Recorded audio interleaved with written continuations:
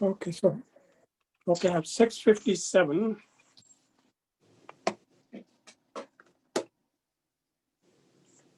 I have to set mine up to automatically record because there's no way I would be able to remember to hit record at the beginning of every meeting.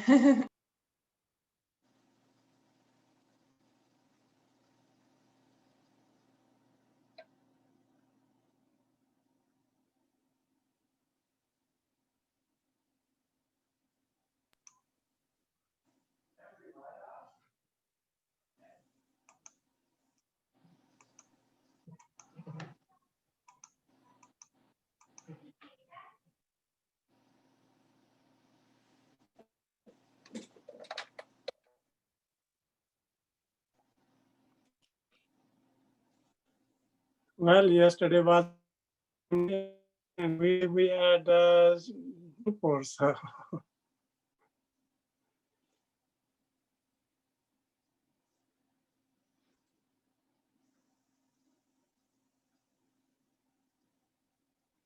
$6:58.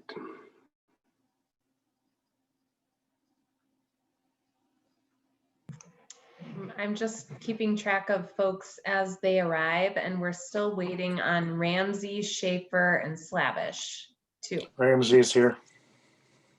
Thank you, Dan. I didn't see you yet. Well, both Diane and Ramsey are here. How about that?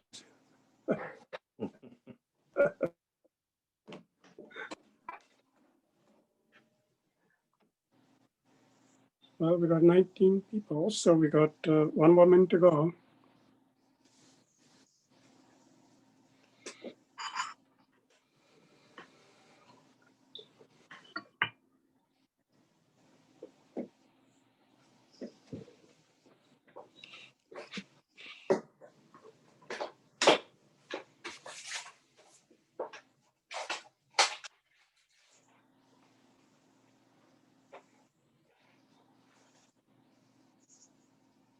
Okay. So, start 6:59.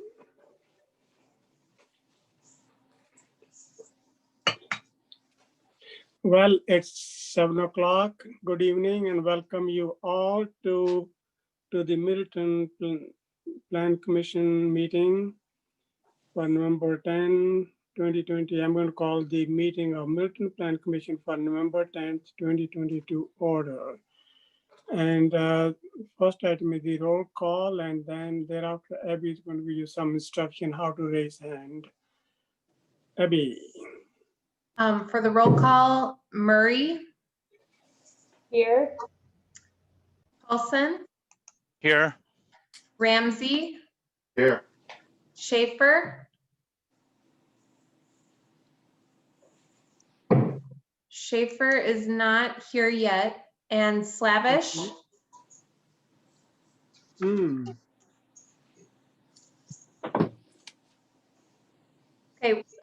Mayor Brar is present, so we have 4 out of 6 members. Okay. Present. That is a quorum.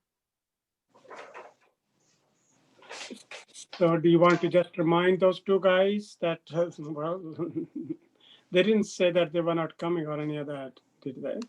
No, Mark, do you want to quick shoot them an email while I explain the instructions for this evening? Sure. Thank you.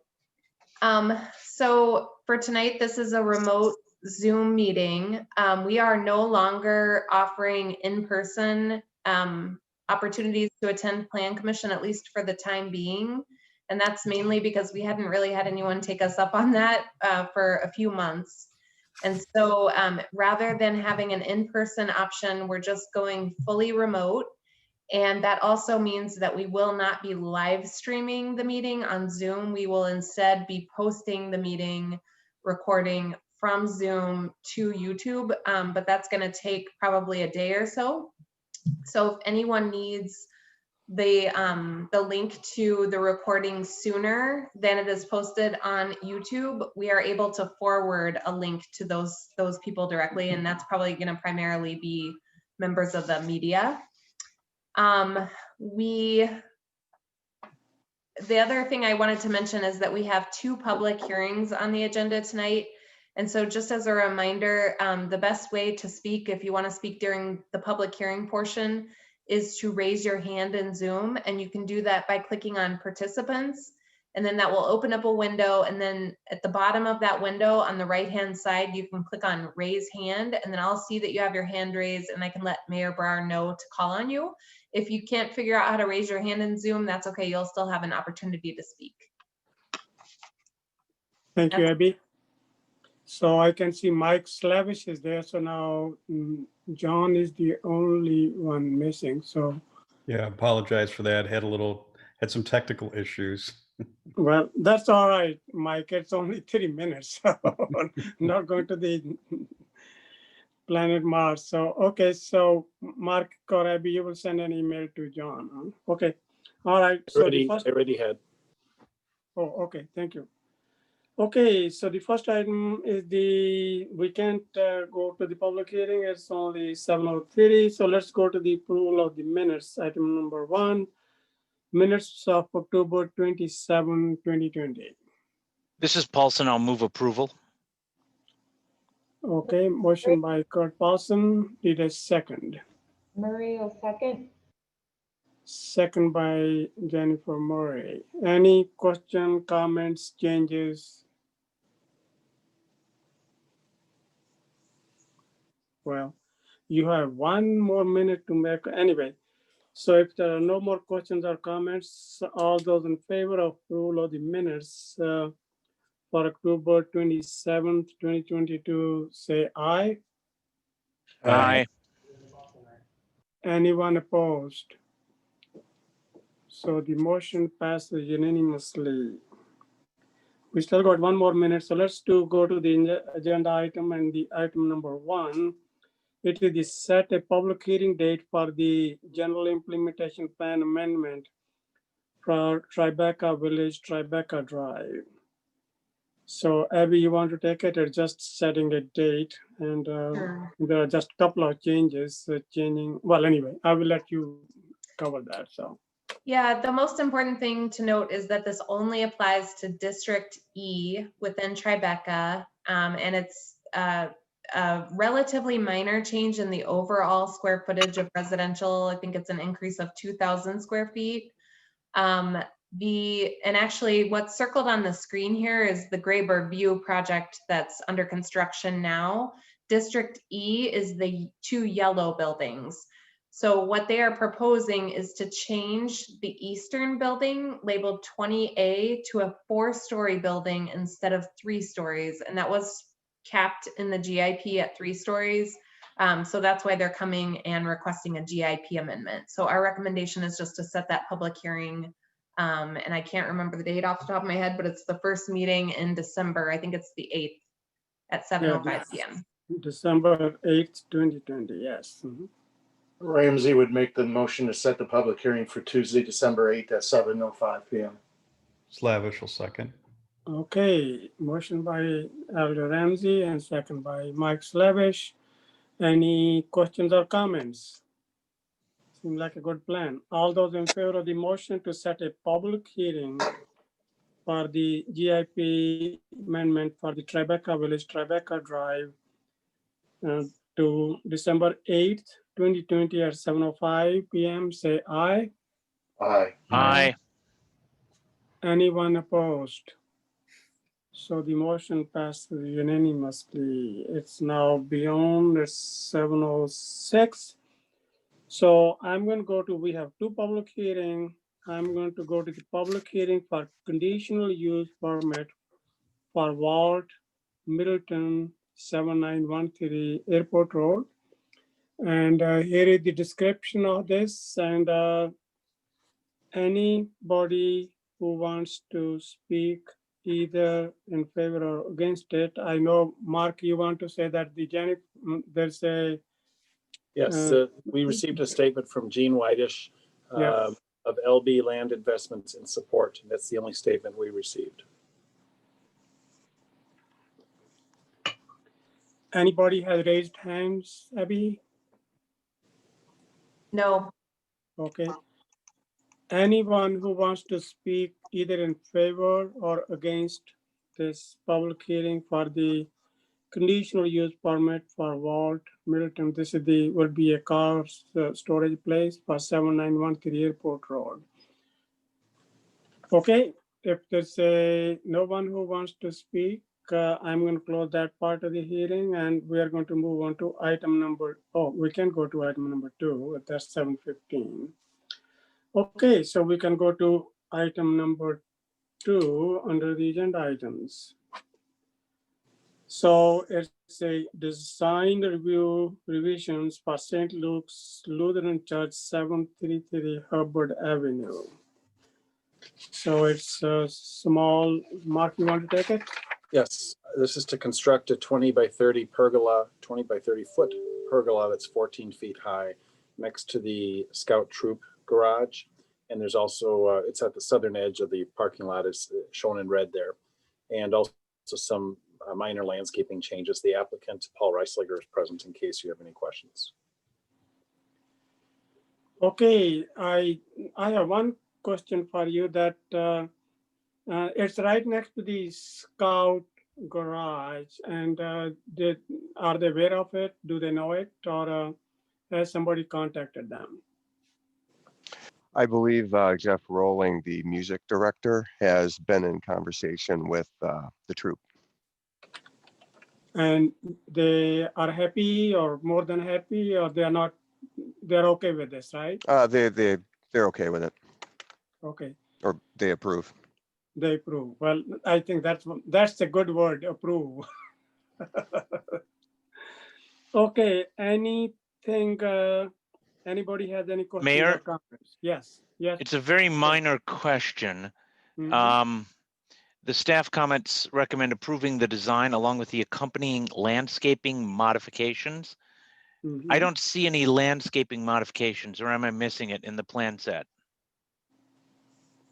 No, I did Oh. not submit any. It's there would be probably some pea gravel placed around the fire ring, and remove some of the brush and the debris that's there, and just plant some wildflowers around the area.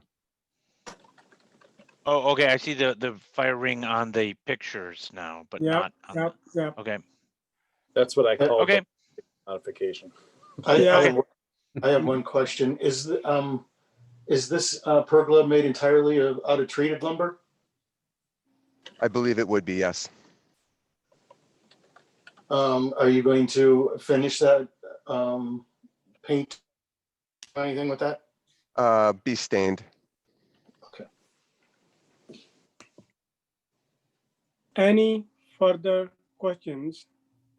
Yeah, it is the pandemic. It's the, sign of the time. So you got to adapt. And this is, I think the St. Luke's is doing a great job in adapting to what we have to do now. So, and it looks very nice, simple, clean, and artistic. Okay, indeed. Okay. I would, this is Paulson, I'll make a motion to approve the design along with the landscaping modifications. Okay, I second it. Any further questions or comments? This is the approval of the design review for St. Luke's Lutheran Church, 77337 Hubbard Avenue. This is the structure here, pergola, and all those in favor of the motion say aye. Aye. Aye. Anyone opposed? Motion passes unanimously. We still have a 7-11. We got still more time here. Let's see which one we want to take now. You go back Okay. to the vote, Mayor, since that's next on the agenda and you had the hearing on that already. Which item? The vault, Oh, you had the yes, hearing, number didn't- 3, yes. Yeah. Okay, we are on to item number 3. We already had a public hearing, and we had a 1 letter of support, and we have gone over this already in detail in 2 previous meetings. So this is the conditional use permit and design review for Walt Middleton, 7913 Airport Road. Mark, you want to, well, we have all gone through this, but if you want to go over it again, Mark? I was simply going to note for the record that I determined as zoning administrator that this is a light industrial use auto storage and in a B3 zoning district. And also wanted to say that the developer has submitted a revised plan set. We got it yesterday that addresses most, if not all, of the recommendations in your packet. So I just skimmed through and spot checked a bunch of them, and they have been addressed in the plans. So I still recommend the same recommendation stands to contingent on resolution of those staff recommendations, but I wanted you to know that they've already worked toward that. Okay. There was some discussion last Any time. questions or comments? Mark, there was some discussion last time about the fence, but I'm trying to remember what the issue was. And if that's been addressed. Had something to do with the height, didn't it? No, that was for a different project. That Yeah, was the that's storage building. that was That for ACS. That's extra space storage. Never mind. Yep. Yep. Boy, you remember those things, Kurt, from, well, I mean, yes. Okay. Yeah, that was the storage. It was 6 This feet one- tall. This one has a And, fence, but it's a retractable fence, right? For security. this one, I think, connecting the buildings. The applicants, there are at least a couple of them on the call if you have questions for them. Yeah, so Well, sorry. Does anybody wants to answer is there any fence around it or not? So any of the applicants? Yes, Eric Gebhardt here with Epstein Ewan Architects, and there is a small portion of fence between the two buildings on the east side that's fixed 8 feet high and has one egress gate for safety. And then on the west side, it's a traffic gate that opens and closes for the cars to enter on that side. And we'll also have a passage gate there for a second way out of the court. Okay. And what was the height you said, Eric? Right now we have both at 8 feet. We're working through the exact details of what it's made out of, but it wants to be something, it's going to be a more refined decorative fence. I missed this fence last time too with extra space storage, a different applicant, but how far are you from the lot line with your fence? You're at least 5 feet, right? Yeah, we are 10 feet. Yeah, from that's the what I lot thought. line. So you're fine. Okay. Okay, And so that's not. 8 feet is appropriate in that district, Mark? We allow 6 feet for a fence within 5 feet of the lot line, but once it's more than 5 feet, we don't have a restriction. Okay. Okay, Eric, you're all free. So any other questions or comments? Ramsey would make a motion that we approve the conditional use permit and the design with all the contingencies listed. Okay, I second it. Any further questions or comments? I think both buildings look good and it will be, I know we will lose some trees, but they're doing some landscaping there. So that's how it is. So, okay, if there are no further questions or comments, there's a motion is for the conditional use permit and design review for Walt Middleton, 7913 Airport Road. All those in favor of the motion say aye. Aye. Aye. Anyone opposed? Okay, so the motion passes unanimously. Okay, it's 7:16 now. We're going to go to the public hearing number 2. Thank you, everyone. Mark, Abby, specifically, thanks for your help on the project. Looking forward to it. You're welcome. Good luck. Okay. Thank you. So this is item number 2 on public hearing. This is the conditional use permit for the Pinehurst commercial development. It is for, I don't know how you pronounce it, Carvajo's 2332 Pinehurst Drive. And this is where used to be a dog kennel or dog place there. So anybody who wants to, well, do you want to say anything more? Well, it's all in this document. This is Miguel Sutherland, on behalf of the Pinehurst Commercial Development, request a conditional use permit to operate commercial auto detailing business in a portion of the building on this property, which is zoned industrial section. Okay, anyone who wants to speak either in favor or against it? Abby, are there any hands there? There are no hands raised. Okay, if there's no one who wants to speak, anyone? No one, okay.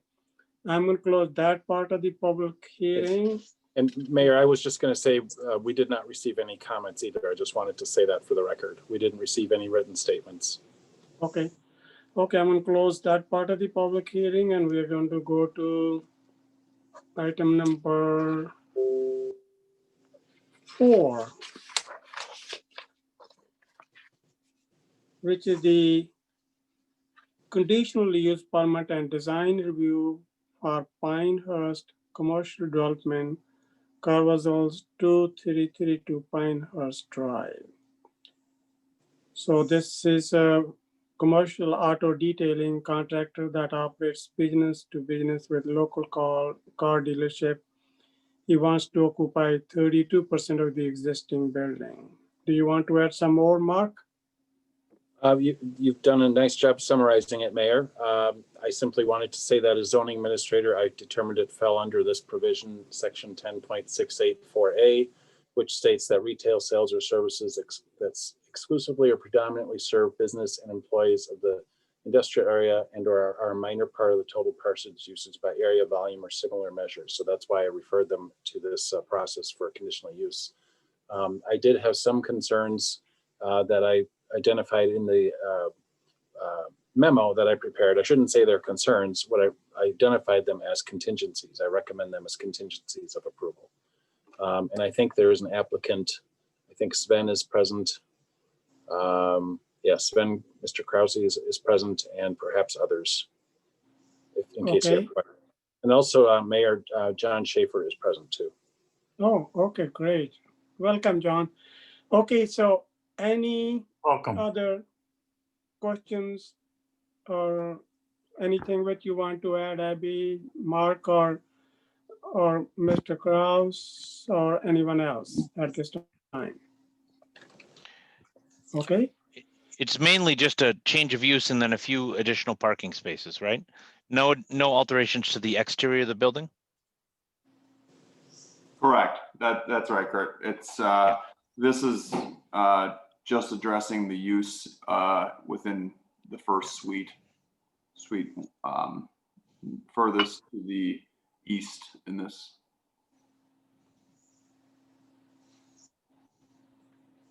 Okay, I make approval with the conditions as outlined by the staff recommendation. I'll second that. Okay. Jen. So I do have a question for Mark. Or I noticed that they put a new asphalt there. Would it somehow add to the stormwater issues here?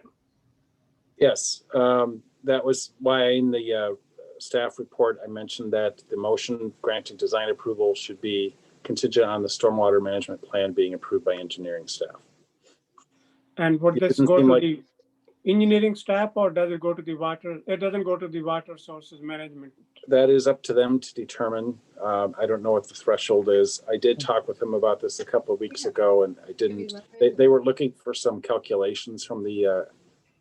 Sven, maybe you can answer that question. Have you furnished any calculations to our stormwater engineer?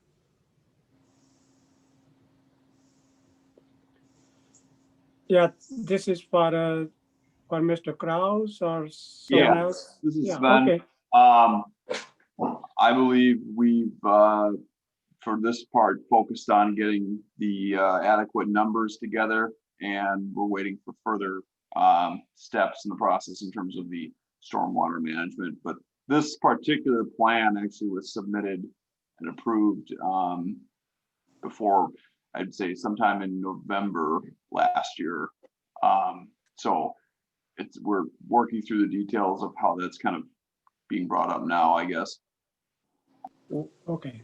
Well, I'm not aware that we had reviewed, that the city plan commission had reviewed any site changes until now.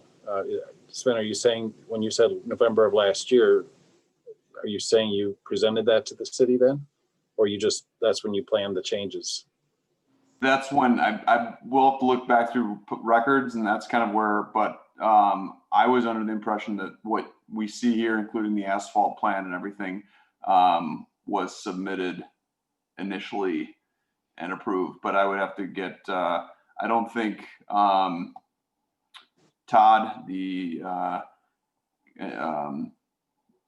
construction manager, is on this call, so I would need to check in with him and see what was actually, or what the full submittal was. But in this case, this is the additional new asphalt calculation, what we're looking at here. Right.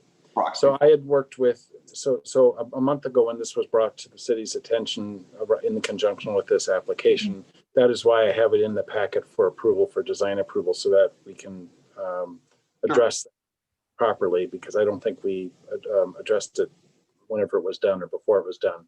And I did work with our engineering staff, and it's my understanding that they aren't overly concerned about this, but that's why I suggested making the contingency. So.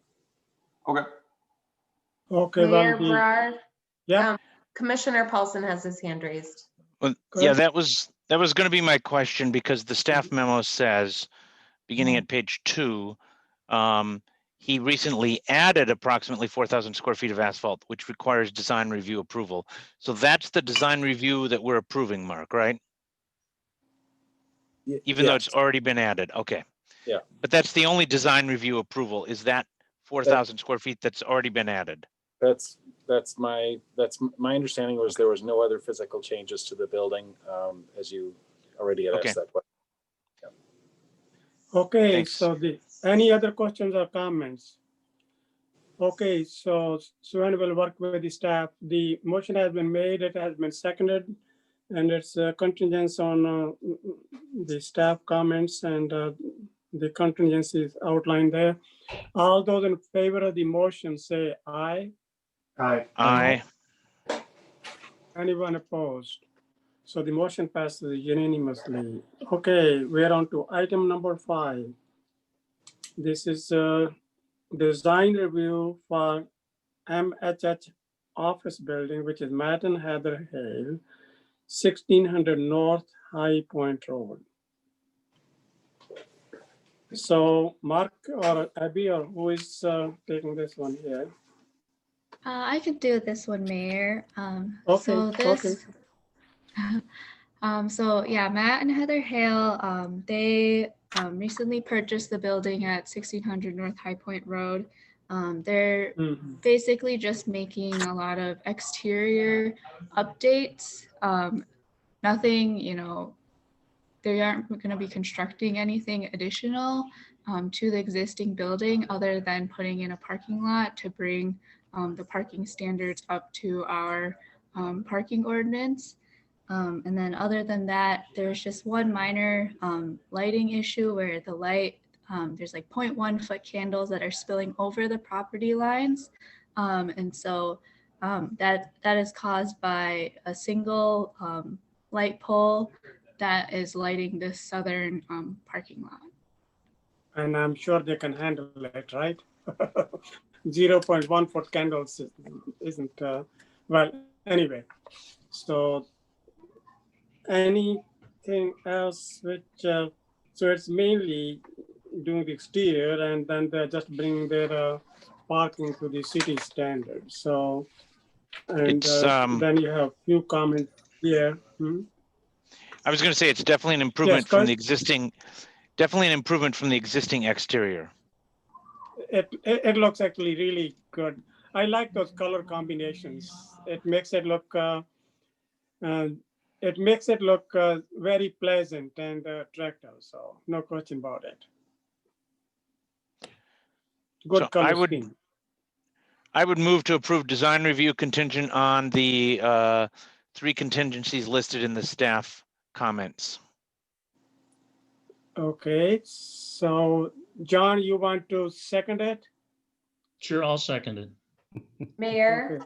Yeah, I think that there might be one additional contingency that staff is recommending, and that is approval of a stormwater management plan if required. We Okay. haven't asked Gary Huth about that yet, but we'll check with him in our staff meeting tomorrow morning. Okay, so Yes. let's add that. Let's in add that. here too. Yep. Okay, so the motion is includes that stormwater item as well. Any further questions or comments? Yeah, this is Jen. I have a Hi, Jen. comment, actually a question. The pavement match on the southwest corner that wraps around the building, how far is the building from the fence? I think that's the vehicular access to that south parking lot. So I'm just curious. Just to the left. So where the building's southwest corner is? Yep, right there. Uh-huh. How wide is it between the fence and the building there? Currently, the Ooh. Wow. Light years.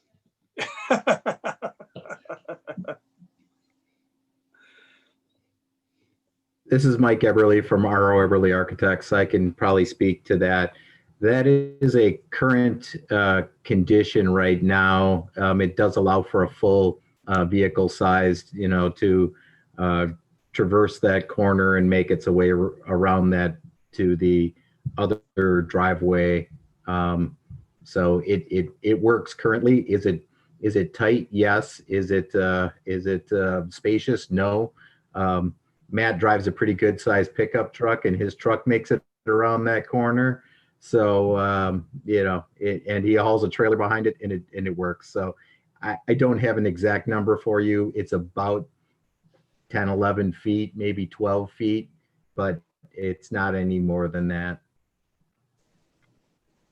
And is So that existing that's there? yes, it's Okay. existing. Okay, thank you. Well, it meets the MAT test. That's right. Yes, Abby. Tyler Smith has his hand raised. Hi, this is Tyler. Okay, all right. Go ahead. Good evening. This is Tyler Smith working with Matt. I'm the civil engineer on the project. There's 20 feet of pavements from the corner of that building to just before the fence line, just to answer the question. There's how much? 12 feet. However, that Okay. isn't necessarily the vehicle access path. There's a driveway on the south side of the building that's going to act as the access path to that parking lot. Oh, can you please point that out?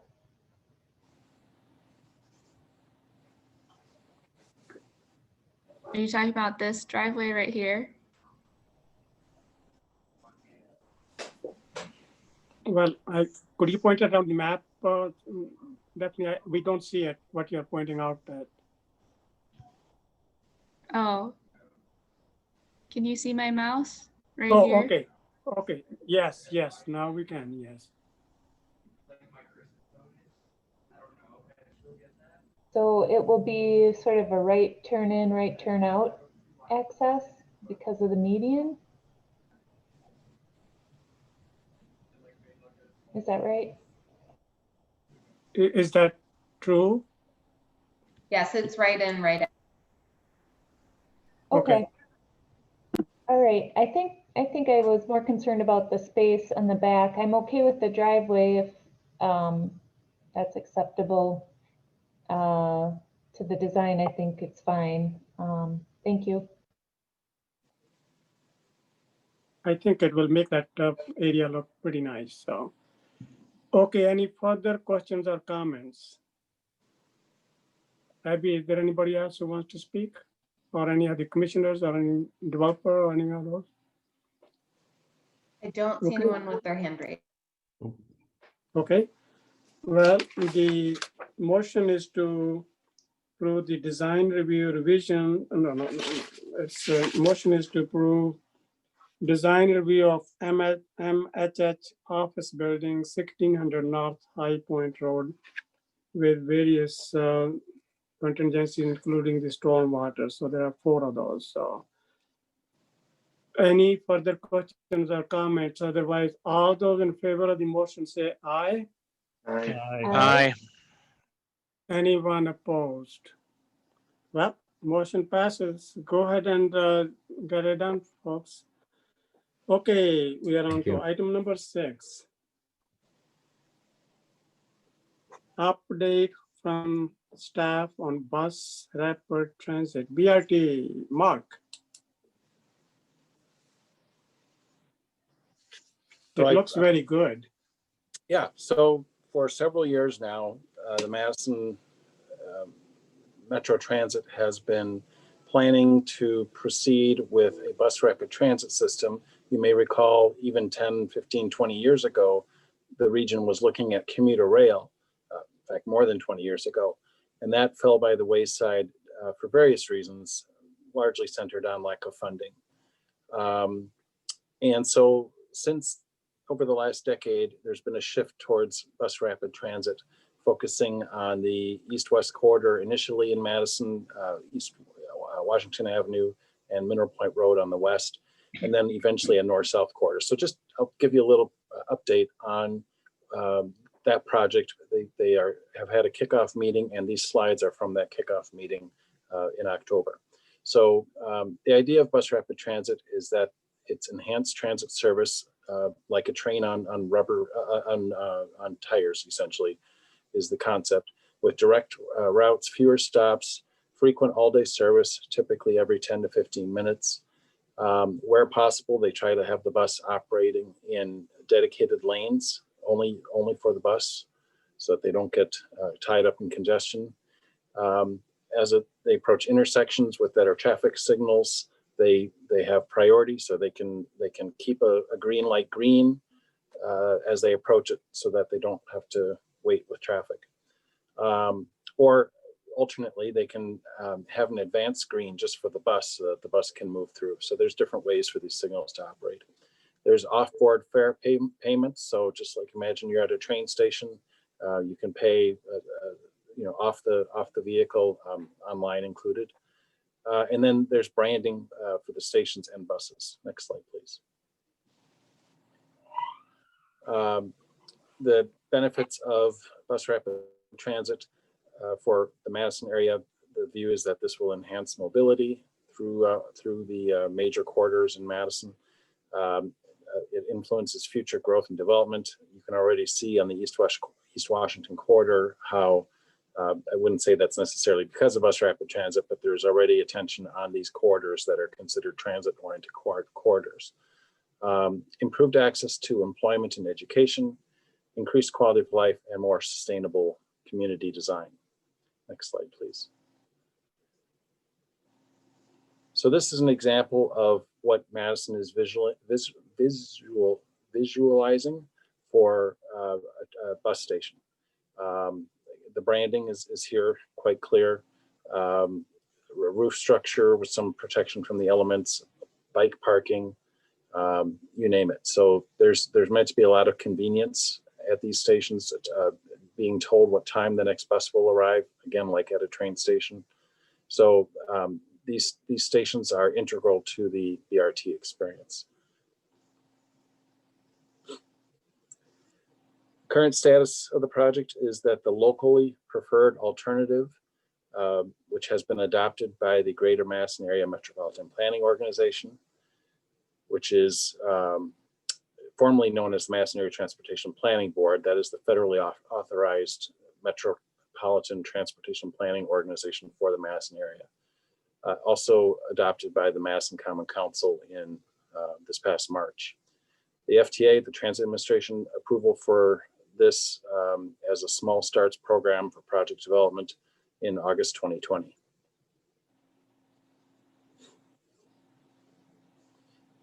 The concept that's been adopted as part of the locally preferred alternative is a 15.5-mile long segment, route, I should say, with 27 stations, I won't read through all this. You've seen it in your packet, but basically frequent service, much more frequent than allowed the bus service is today. They estimate that there's about 83,000 residents within a half mile of the station areas. So that's a lot of people, about 110,000 jobs as well within that same distance. So finally, we're getting to some maps. This is the adopted locally preferred alternative. You'll note that it is on the west side, anchored at essentially just past west of Westtown Mall, with the idea of it extending across the Beltline into University Research Park 2. The reason it jogs south as you go east is that they want it to connect to the west transfer point. That is still in flux. They may vary from that as they proceed with project implementation, but then it would continue north to University Avenue via Eau Claire Avenue at the DOT building, and then east on University through campus, and then out East Washington Avenue. The future phases north and south are shown in the black dashed lines. Next slide, please. So this has now evolved with the idea, what this shows is when the bus is operating, where it could operate on its own dedicated lane, which is shown in red. Mineral Point Road, as we all know, is a wider road, and there's ample capacity in the outside lanes. So that's where the BRT would run.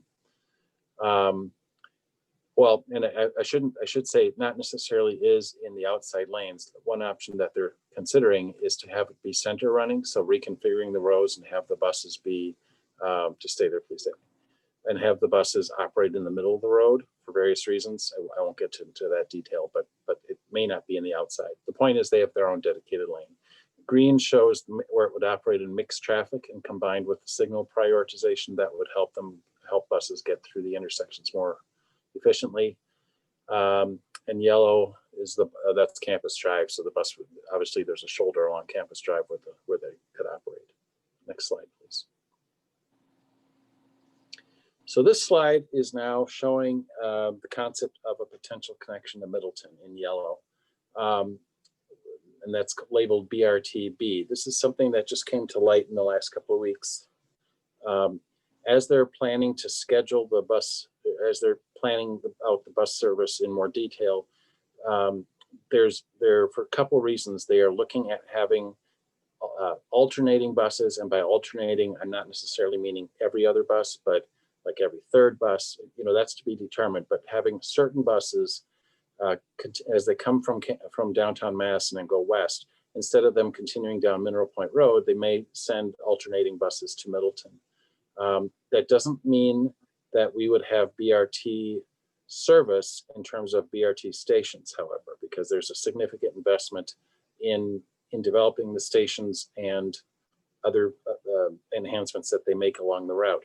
The reason why they're looking at this is because Metro Transit's preference under their new general manager is that any bus that operates along the BRT route, they want that to be a BRT branded bus. And right now our bus service in Middleton, of course, decades of strong partnership with Metro Transit, our buses operate along the University Avenue corridor to connect our community to downtown Madison and the campus. So we may, and I'm sure in the future, some of our buses will only need to go to connect to the BRT where it says Eau Claire or Midvale. Somewhere there will be a point where people can transfer to connect to the BRT. But some of the BRT buses themselves may well come to Middleton, and exactly where is to be determined. So this is just meant to be a concept to show you that this is something that is actively under discussion now, and I'm involved with Metro Transit folks on this. We'll know more in the next few months.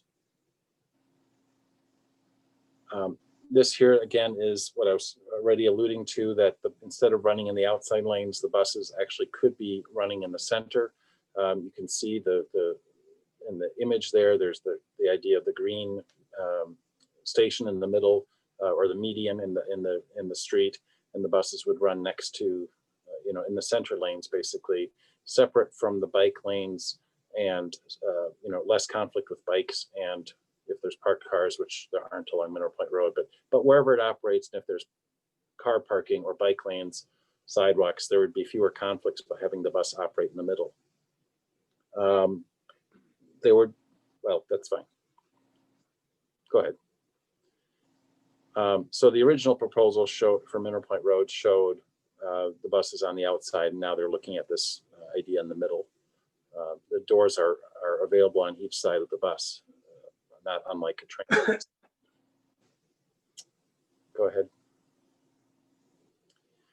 So the timeline is we're obviously on the cusp of 2021, and they are very much in the throes of designing the service now with project development, working with the FTA and environmental issues, dealing with what they need to do for federal environmental requirements. And then there will be an application and hopeful award of funding from the FTA in 2022. This would then allow construction to proceed 2023, purchase of the vehicles, etc., with the goal of beginning service in 2024. And at the same time, the rest of the bus system would also have to be restructured. And there is a needs analysis study. Go ahead, Daphne.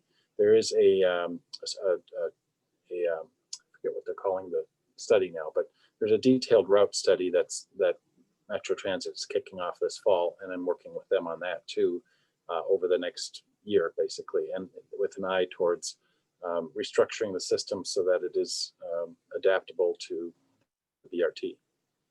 I've made it clear to them, and they're well aware of this too, that this was their goal anyway. But obviously, the success of Middleton's transit service, the heavy use of it is the University Avenue corridor to campus. And so we want to make sure that existing riders in Middleton continue to have strong connections without being inconvenienced. We want to be able to maintain that dedicated service as much as we can. So that's why having some of these buses come out to Middleton, I find really exciting, that there would not have to be a need to transfer then. So if Metro wants to not have the Middleton buses operate on University Avenue, they need to obviously have the right.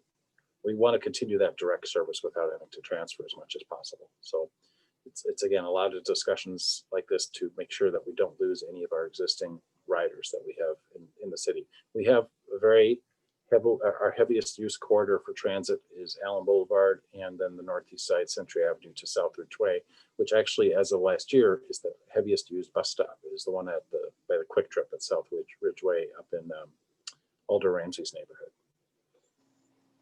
Community meetings. This was just the meeting that they had in October. This again shows you the timeline, getting into the branding and station design and the other steps that will take it through the summer of 2020 or 2022. I think I had one more slide. A couple more. These are just public outreach opportunities, ways to be engaged. I just wanted this in your packets so that you could refer to that for more information if you so choose. And then this last slide is again the concept of connection to Middleton. The orange is intentionally not on University Avenue because it's just showing the linkage idea. So hopefully we would have more direct service. I'm sure that there will be all the funding discussed too with between the cities in the region that are served by Metro Transit. So a lot of details are still need to be ironed out. So that was my update. Anybody have any questions?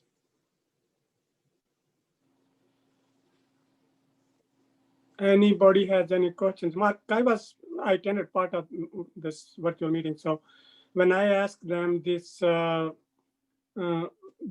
buses will come up to Allen and University, is that still the plan? And then that means the other buses will bring the people to that place, and then they will have to reboard, or how would they handle it?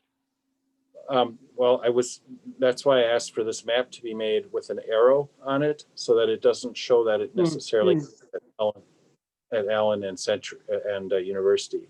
The idea is that somewhere the bus wouldn't end at that intersection. It would continue, and where it continues is a detail that one of the many details that needs to be ironed out. So the goal, Mayor, is to try and connect the BRT with some of those buses and have some direct service maintain that as much as we can, the direct service between Middleton and the campus area and the Capitol.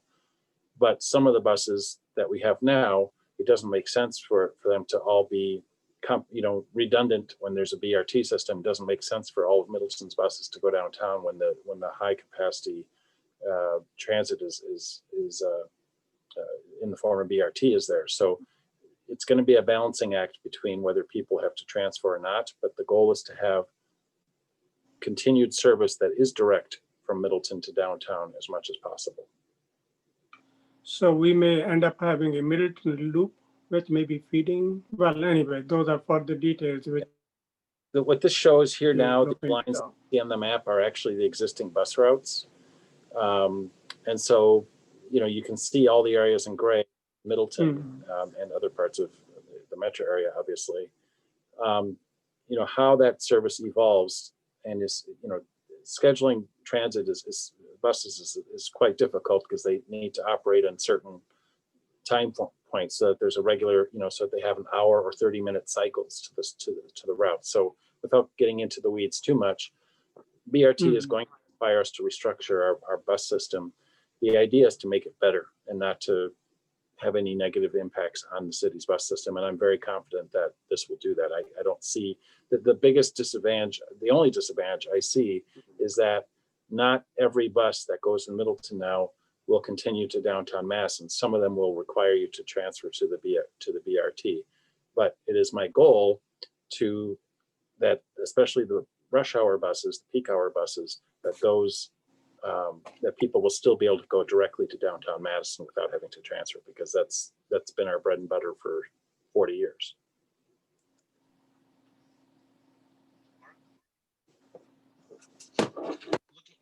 Okay, any questions for Mark? Mark, can you hear me? Yes. Oh, sorry, I didn't have my microphone on. Looking at this map, there had been talk a year ago of maybe reorienting Middleton regular buses, non-BRT, towards that BRT A station so that they would get on there. And then, is that still being talked about or not? So what you're saying, Kurt, is that endpoint of BRT A. I actually don't like that it's called BRT A. The blue is essentially the locally preferred alternative. That's the core BRT, the east-west route. That endpoint is roughly at High Point Road. You can see that there's some gray lines that go north-south, roughly north-south, with kind of some squiggles because that's how the road network is. But obviously our existing north-south service, which is Route 73 today, it essentially it is actually the southwest corner of that circle on BRTA, that gray that touches the southwest corner and comes up and goes north, that's Route 73 today. So that would still connect. So yeah, the idea is that in Middleton, you could connect to the endpoint of the BRT line. It wouldn't take much adaptation of the existing service to do that. I have really tried to push the idea of having a loop where our service would come out from Madison, go down the University Avenue corridor, and then have the loop continue back south to the circle of the BRT, of the east-west route, and have that be kind of a loop. Whether that's a BRT branded bus, in the short term, it certainly won't be. But the idea of having that service, that really well-structured, high quality service, is certainly on the table. How it's branded is whether it's BRT or whether it's just a regular bus, it'll probably just be the regular bus, but the connections will definitely be there. And then the other question is, as it's heading west on University Avenue, the blue line, it seems to veer south on Segot Road. Is that? Yes. Am I reading that right? Yeah. And had they, or not Segot, it's on Whitney Way to Eau Claire on Whitney Avenue. Way. So it goes all the way out to Whitney Way. Well, right. The north, where the blue goes north-south from the orange circle south, that's Whitney Way. Yeah, but if you look at the slide right before it, the adopted LPA, it turns south on the green mixed traffic, it goes down to at A little more. Sego. The No, reason I'm that's- asking is, Well, but it's no, Seago one more slide up. Yeah, but it's one block of Seago. I mean, that's why Okay. it's basically Whitney Way. That's the slide you're referring to. So that's Whitney Way basically, and then it takes Eau Claire past the Madison, whatever that's called now, not Hill Farms, the Madison Yards. Yep. And then at that point, it goes north on that one short block back to University. Got it. Because, you know, there's a world in which we've talked about you run a BRT line all the way up University Avenue to the Beltline through Middleton. And it would require us to create a TIF district and pay for the stations, but use the TIF to pay for stations with redevelopment around it. And I raised that with them frequently, including as recently as last week. Okay. I'm very much pushing for that. The dilemma is, if you can just scroll slightly north, you don't, without going up the slide. As I mentioned a few minutes ago, so we have two needs in Middleton. One is we want to get people out of their cars at the transfer point, a transit center west of the Beltline and along University Avenue. And that's, as you probably recall, and most of you probably are aware, we applied for federal grant funding called Tiger. When was that, Abby? 6-7 years ago, 8 years ago, for the pre-finished millwork site right across the Beltline. Is it 10 years ago already? Wow. Yeah. So the point is, we would love to see, we being, I should say, city planning staff, TIF project staff, we would love to see a transit, park and ride, basically, to get the cars off the roads coming from the outlying areas, whether it's from the north along Highway 12 or from the west 14, and get them into a bus that goes down University Avenue. However, so that's one need. The second need I just mentioned is that we have the heaviest transit ridership in the northeast side of Middleton. So, the question is, I mean, we need to accommodate both goals, but we don't, we want to do both well. So how do we do that? And that's, a struggle that we're going to have, because the north-south Allen Boulevard to Century Avenue is definitely, there's a lot of multifamily, a lot of students that have moved out here because of the bus pass program over the last 10 years, undergraduate and graduate students that live in the Allen Boulevard corridor and the northeast side. And we want to continue to have that be very strong, robust transit service. So, one idea I had is to have that BRT end at Middleton Springs Shopping Center and have that be a redevelopment area. There's some loop roads there by the Middleton Springs Drive. Could that become a terminus, if you will, of BRT? And then you've got the option to have buses go east around the lake or to Wanakee. You've got the option to go west. So all these things are very much part of the mix and part of the conversations. I just couldn't tell you which way it's going to go right now, because it's all part of the study that's underway. And that area is covered by TIF District 5 through 2036.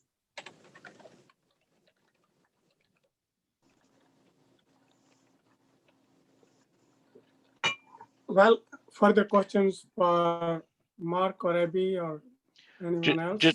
Just to follow up with that, Mark, if there's a station in Middleton, presumably we'd have to come up with like 80% of the money. And that would either have to be TIF or grants, like New Start grants.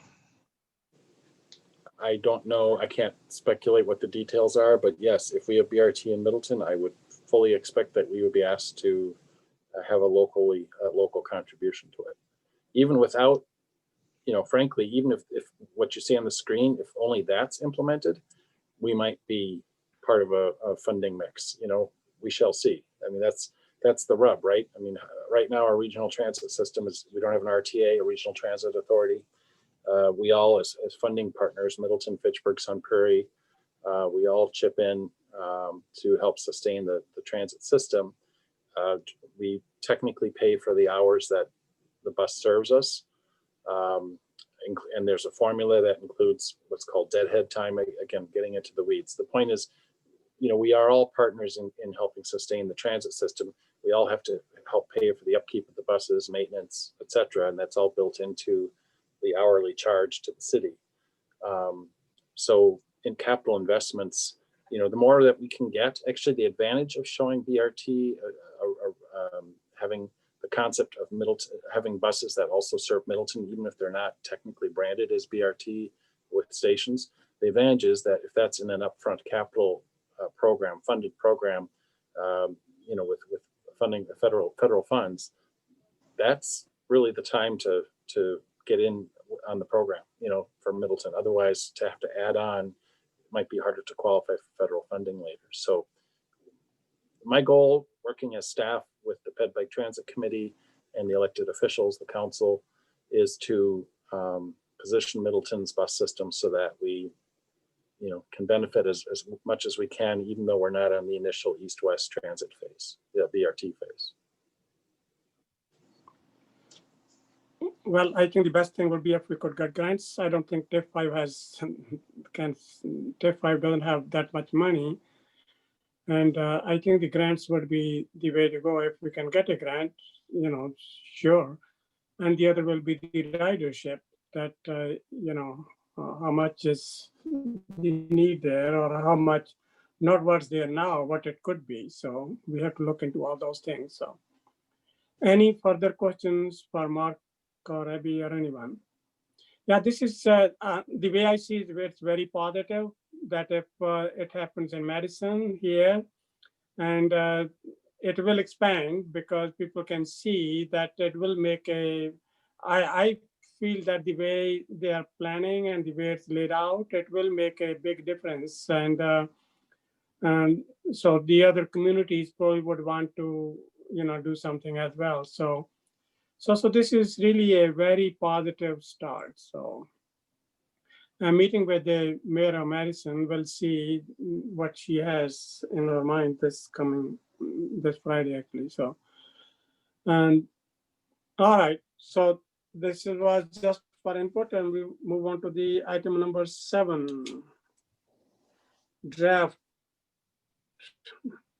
City of Middleton 2020 adders made and additional adders remaining. Abby?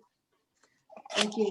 Tiffany, if you want to stop share, I will quickly share my screen here. All right. So for starters, thank you all for bearing with us through this laborious process. I wanted to provide a quick update on where we are with the edits and the direction that the Plan Commission has given us so far. We don't have a fully fleshed out draft for you tonight, which we hoped we had, but now it's looking like that will happen at the next meeting. And sorry about that.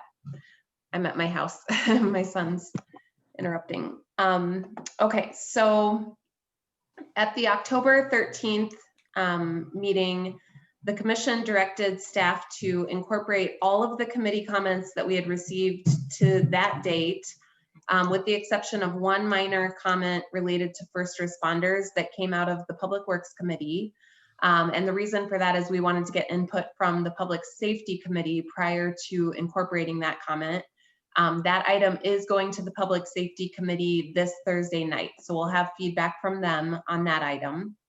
The other direction was that the commission wanted us to add some language stating that industrial lands should be protected from other types of land uses, and to prepare a list of short, medium, and long-term goals to include in the introduction section. So with regard to the industrial land comment, Mark has incorporated that into the land use section. So there is the first strategy within the land use section is to support diverse land uses for a complete community. And under action A in that section, it says support complete neighborhoods throughout the city And there's some new language in that section. It's about a paragraph describing the need to protect industrial, manufacturing, and distribution land uses so that they are not squeezed out by more consumer-oriented land uses. You can review that language in your packet. That should be in the up-to-date version, and let us know if that is sufficient. We have also now incorporated short, medium, and long-term goals on pages 7 through 9. We weren't able to include every single action in this section because this would have ended up being 8 pages. And I think the goal behind it was to try to create like a condensed Cliff Notes version of the plan. So you guys can also take a look at that and see what you think, and you know, in terms of prioritization for short, medium, long-term, and ongoing goals, and give us any feedback that you have on that section. At your October 27th meeting, by consensus, commission members directed staff to incorporate the remaining feedback that we had gotten from the committee meetings between the 13th and the 27th, with the exception of three items for 3 different reasons. And most of that has now been included in the draft. We do have 2 committees where we haven't had a chance to update the draft to incorporate that feedback. And so that's another thing that we're going to be working on over the next couple of weeks. We also just today got a whole bunch of comments from Water Resources Management Commission members, which we haven't had a chance yet to review, but we will work on incorporating that into the document as well. And then the commission at the October 27th meeting also asked that the plan provides some more context for the RTA concept. And Daphne has put together a really nice call out box describing what an RTA is, why it's beneficial, and if it's a good fit for Dane County. This was not incorporated in the draft in your packet, so we'll get this over to you so you can review this language too before the next meeting. Some additional progress that we have made since the last meeting. We now have drafted the introduction section. You can review that pages 3 to 10 of the document. We've also drafted all of the definitions. There were a couple of sections that already had definitions at the end of that particular section. For example, the Green City section had a definitions area. What we've done instead is to incorporate all of the definitions from the entire document at the end of the document. So we went through and reread everything, looked at it with a fine-tooth comb, and we tried to err on the side of defining if there was any doubt whether it was, you know, a common term or not that we were using. So please take an opportunity to review that and get us any feedback that you have on the definitions. We have also worked on consolidating the residential categories in the future land use map. So we talked a little bit about this at a couple of different meetings. We were showing about 31% of our land as single family residential, but we realized that that doesn't accommodate things like ADUs or even some infill duplexes or triplexes where it might be appropriate. And so what we are proposing is a new term, which is established neighborhood. And we have a definition that we've fleshed out for that, which is for already developed neighborhoods in the city. We want to preserve the neighborhood scale and character while providing a variety of housing options to meet the needs of a diverse population. So within the established neighborhood category, building types could include single family, accessory dwelling units, 2 to 3 family homes, and where appropriate, single family attached townhomes and condos and small scale multifamily by conditional use. Please understand though, this is just the future land use map. It's not a regulatory document. So any changes like that, of course, would still need to go through, well, the zoning ordinance rewrite, which is happening next year, and then potentially a rezoning process after that if there are any proposals for infill development that would be like, you know, a duplex or a triplex, for example. We also are proposing to consolidate the two multifamily residential categories. So there was a lower density multifamily and a higher density multifamily. Instead, we're proposing a new category combining those two that would just describe a variety of multifamily residential units served by sanitary sewer with the density scale and height to vary with the parcel size, neighborhood context, and street classifications, but that heights of buildings would not exceed 5 stories except by conditional use. And again, this multifamily category, this would be implemented not through the comprehensive plan, but through the zoning ordinance rewrite and any rezoning requests that come before the Plan Commission and the council. And I'll show you the map on the next slide, but real quickly, we have also incorporated all of the feedback that the Plan Commission endorsed, with the exception of those 2 committees that I mentioned previously.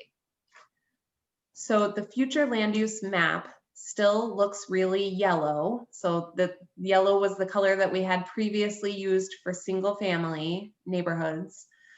But instead, we have also incorporated all of the established areas that were zoned for 2 or 3 family units into this yellow category. So we've expanded the number of parcels that are colored yellow, and we have renamed that yellow category established neighborhoods. We are going to use the same color yellow to depict new neighborhoods that would be planned neighborhoods. The differentiating factor here is the crosshatch in black. So if a neighborhood is already platted, developed, it's yellow. If it's a new planned neighborhood, it has the crosshatch. And then the multifamily areas that you're seeing are in brown. And those are all of the areas that are already zoned or developed multifamily. We might expect to see more infill redevelopment, multifamily housing along major arterial streets in particular, like University Avenue or Parmenter Street. But those are primarily being shown as urban mixed use, or in the case of University Avenue and some parts of Century and Allen, they're being shown as avenue mixed use. And that's because we don't know on a parcel by parcel basis whether something is more likely to redevelop to multifamily housing or an office or some other type of land use. So we've tried to be a little bit less prescriptive on some of those prospective redevelopment areas. For the November 24th Plan Commission meeting, we're hoping to have a full draft to include in your packet, and this would be the draft comp plan that we would be using for publication of the public hearing. But before we can do that, we need to finish up the housing yield analysis and the jobs yield analysis. We're working with Vandewaal and Associates on that, and we have a draft as of today.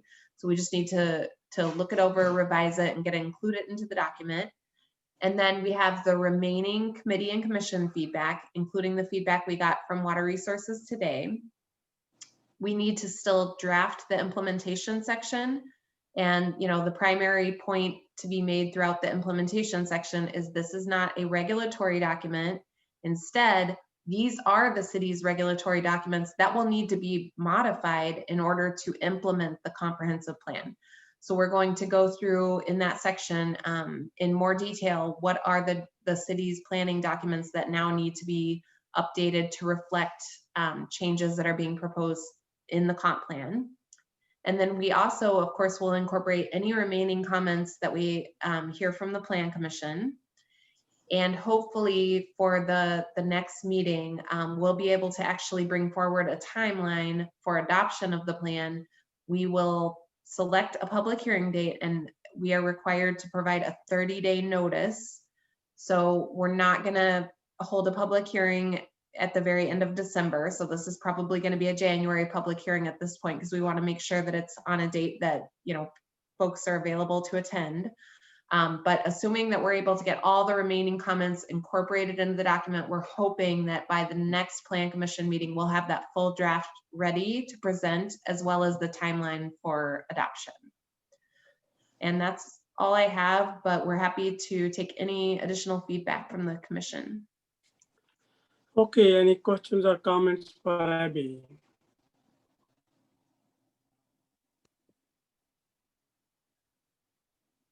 Any hands, Abby? I don't see any raised hands.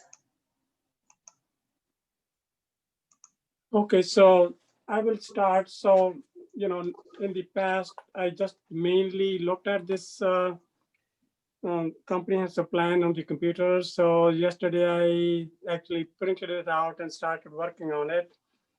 And I just have way too much stuff on this one. I think I'm gonna get together with Abby and work on this. So, but I will just make few comments here, which are, I don't know how the others feel about abbreviations, LU1A and all of those things.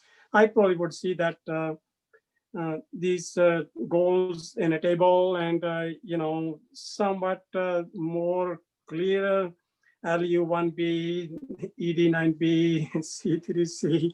So, you know, I think if you know it, you know, well, LU is land use and ED is, well, whatever. So, so I think it would have to change. So it certainly looks cute, but I think we have to make it functional so that if somebody, I don't know what's the intended audience or target here. So it's, you know, they should be able to keep it very simple. They should be able to just see it and understand it right away. So then I also looked at the proportionality and the importance of various chapters. So if you would look at land use has 9 pages and transport has 30 pages. And we don't really have much of a transport to talk about. And housing got 12, economic development 17, collector 6, green 13, park and rec 18, governance 19. And then I just happened to look at one of the other plans, medicine. So if you were to look at their land use and transport both combined together, land use and transport, 16 pages, we have 30 pages just for transport. So so then I looked at the others too, and I did spend quite a bit of time on last night and today, both on the Middleton and Madison plans. So I just have way too many ideas just to talk through here. So Abby, we have to set up a time. Maybe I will see Friday is open for me and there's just too many things to go through at this meeting. And we can maybe have 2-3 sessions, shorter sessions when we have the time. So there are some glaring things if you were to look at page number, I don't know, whatever it is, page,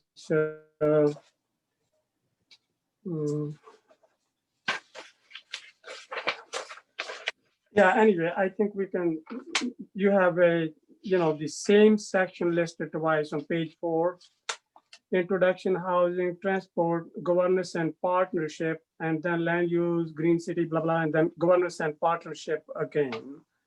So yeah, there are just, I think we have to sit down and work on it together. So I think it's probably, that probably will be the best use of everyone's time. So I wish I had printed this before. I usually work on paper much better than I work on the computer. I can mark it and, you know, then it stays there. So anyway, it's a lot of great information here, and there's things which we could work on this as well. One of the things which I would like to see is one of the biggest priority for the city is the water flood mitigation. And I know there's a flood map there, but I mean, you know, that is for Middleton. That is it. You know, if we have, if we don't do that, we can have rest of it. And could be not as good. So that has, I hope that Water Sources Management Commission provided you some of that. So anyway, I just have way too many comments to cover here. So let's get together and work on it. Okay, I'll try to find a time that you're available as well as the rest of the staff in our department. Okay.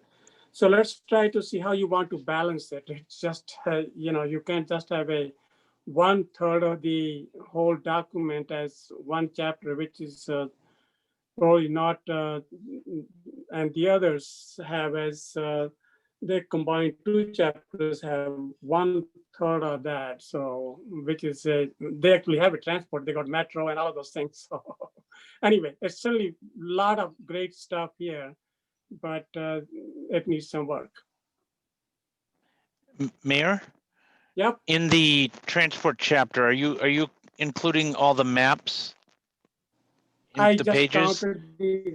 I counted the pages and I have marked it. If you want to look at the document, you're welcome to. So yes. I'm just saying that Have you there's a looked lot at of, the Madison plan? yeah, there's a lot of, they put Lot their of maps in a different section. So you could shrink the transportation section if you put all the maps in different pages. I'm just saying that the page count is high because there's a lot of maps and pictures, which is good. Yeah, we got to balance it. Have you looked at the Madison just plan and look at this land use and transport? The whole thing has 16 pages, whole thing, and they have maps there too. Yep. I guess my question Yeah, would look be at it. more So- about what it is within the transportation section that you don't want to include. That would be where I would rather focus our attention rather than looking at like page numbers and saying, oh, this is too long. I think getting more substantive about what it is within the section that we think is overkill or, maybe should be taken out if there are things that we don't agree with or that we don't want to include in the document. Let's get together and work on it. So I can mark it up and let you look at it or any way you want. So If I may, the challenge I see is that we have been asking for feedback at the committee level instead of individual feedback. And so I think that's a challenge that we have is we've gone through the committees, 10 or 12 or 13 committees, and asked for committee endorsements. And so we're asking the same with the Plan Commission. So I guess it's just a challenge. Like if we're making substantive changes, I feel that if we're going to make substantive changes and try to cut 25% or 50% of the transportation section, I don't think we should do that without taking it back to the Ped Bike Transit Committee. So, just thinking about the timeline, it's going to add months to the process if we're talking about making major changes at this point. Please do, though, understand that we are hoping to keep this document fresh. So we would like to keep it, a living document. We want to take it through the committees at least annually for review. So this isn't like the end all, like last opportunity, but if we are talking about making major changes to a section, it's going to delay approval of the plan by potentially months. Then we can decide. So. Yeah, well, I would commend staff for taking it through all the committees. I've been in several committee meetings now where we've discussed this, and I appreciate the fact that the committees were able to weigh in. And I understand that it's become somewhat of a longer document than maybe would be necessarily wanted. But part of it is, I think we have to look at it as part of it is we've waited a long time for this document. So this is kind of a catch-up document. So it's going to be a little bit bigger. It's not going to be, I don't think that you can start paring it down to bare bones. We've waited a long time to do this. We spent a lot of time doing this. And I guess I would rather have, I think it's user-friendly. I think it's got enough pictures. I think it's highlighted correctly. It might take some time to read through it, but I really do not have an issue with the length of this document, particularly in light of you know, this document was a long time coming and where we were way behind, and we kind of have a lot of catch up to do on it. And I think that this document does that. That's my opinion. So, yeah, I think I would rather have a session with Abby and see where we go from there. So, yeah, I wish I had printed this earlier and, you know, go from there. So, any other questions or comments? Okay. Now, oh, we got one more item. So,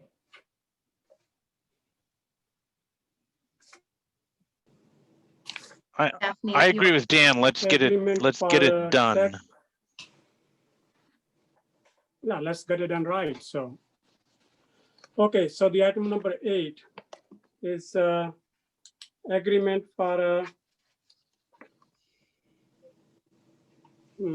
tax incremental finance district number 3 and district 5 redevelopment services for 2021 for Vanderwall and Associates. Abby, you want to cover it? Yes, this is our annual agreement with Vanderwall for TIF planning services for TIF District 3 and TIF District 5. Our staff is recommending approval, and this still needs to go to the Finance Committee and Common Council for approval as well. Ramsey would recommend or would make a motion to recommend approval to Finance and Common Council for the. Slavic will second that. Okay, motion by Elder Ramsey, second by Mike Slavish. Any questions or comments?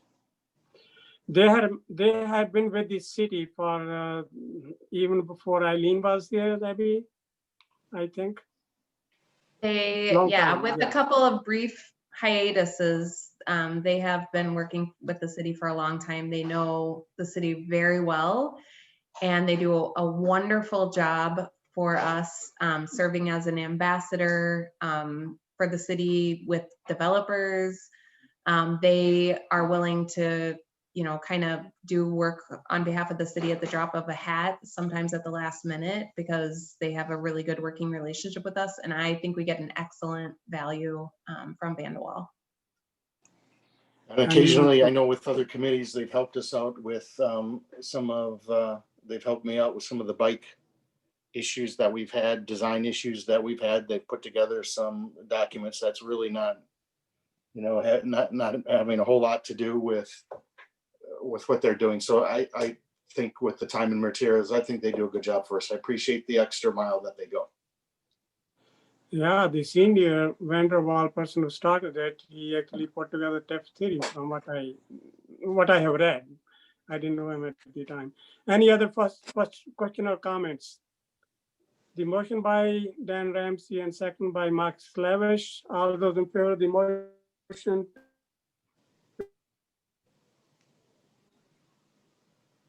Aye. Aye. And number 5, redevelopment services for 2021. Well, I see. Anyone opposed? Okay, unanimous. Need a motion to adjourn. So moved. Need a second. Okay, all those in favor of the motion say aye. Aye. Aye. Okay, all right. Enjoy your dinner or whatever. Thank you all. Good night. Good night. Thank you.